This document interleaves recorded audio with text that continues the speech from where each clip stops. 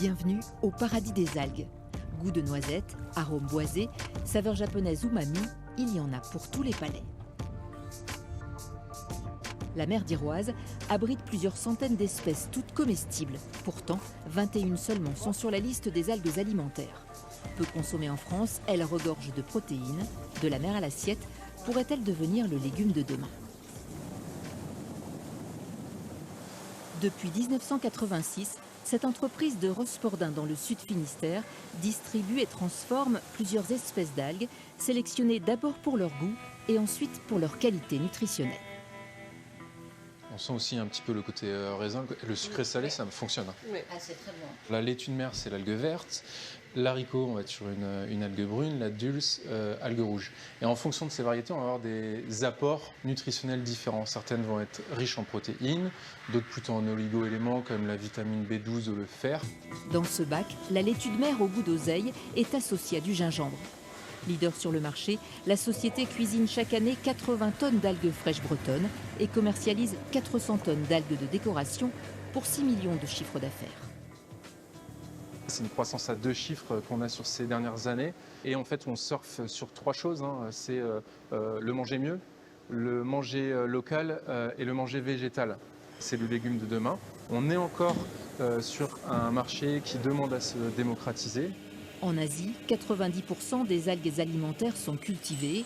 En France, on les cueille presque exclusivement sur le rivage.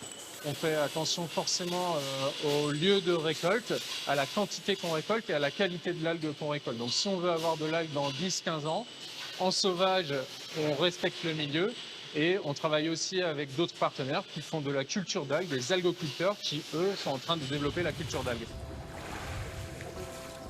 Dans ces grands bassins à Plouguerneau, France Aliotis cultive depuis 3 ans de la laitue de mer, la même espèce que celle en décomposition qui s'échoue sur les plages.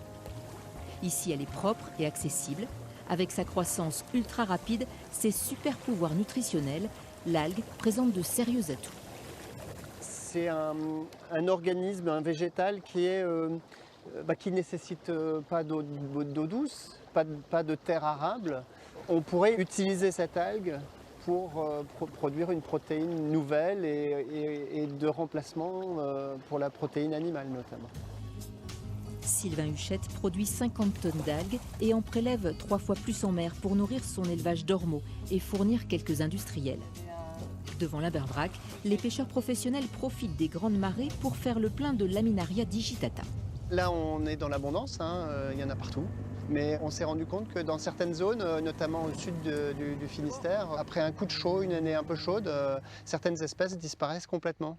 Et c'est un peu ce qui nous pend au nez avec les changements climatiques. On ne sait pas trop où on va, mais on sait que la température va monter tout doucement. Et l'idée, c'est de se préparer un peu à ça, de moins prélever sur des ressources qui vont être fragilisées à l'avenir, et puis aussi d'apprendre à les cultiver, parce que ça nous permet aussi de mieux les comprendre.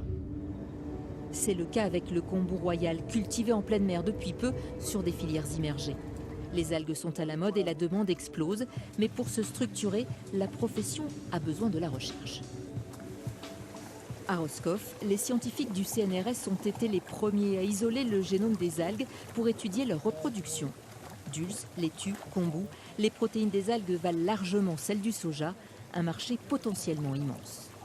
Si on est capable, bien sûr, d'avoir dans nos collections des individus mâles et des individus femelles dont on sait que le croisement va donner telle ou telle performance de croissance ou de contenu, on va pouvoir garantir aux algoculteurs d'avoir des souches qui seront performantes. Les entreprises de l'agroalimentaire qui notamment fournissent beaucoup de légumes par exemple pour l'agroalimentaire, à chaque fois qu'elles viennent voir des producteurs, elles leur demandent comment vous pouvez nous assurer d'avoir telle ou telle quantité d'algues à l'année avec une qualité constante. La réponse viendra peut-être de ces éprouvettes, une collection de 6000 souches microscopiques de kombu et laminae issues de plusieurs rivages européens qui pourront être réactivées à la demande. L'algue est un aliment d'avenir si on est capable effectivement d'en assurer son approvisionnement de manière constante. Certains algoculteurs ont parfois du mal à trouver ce qu'on appelle des géniteurs, donc des algues qui sont en reproduction, qui soient capables de leur donner des semences pour ensemencer leur filière. C'est le cas dans des zones où les algues sont très impactées par le changement climatique. Dans ce stock, les scientifiques pourront puiser des variétés plus tolérantes à l'élévation de la température de l'océan, Aujourd'hui se prépare le légume de demain.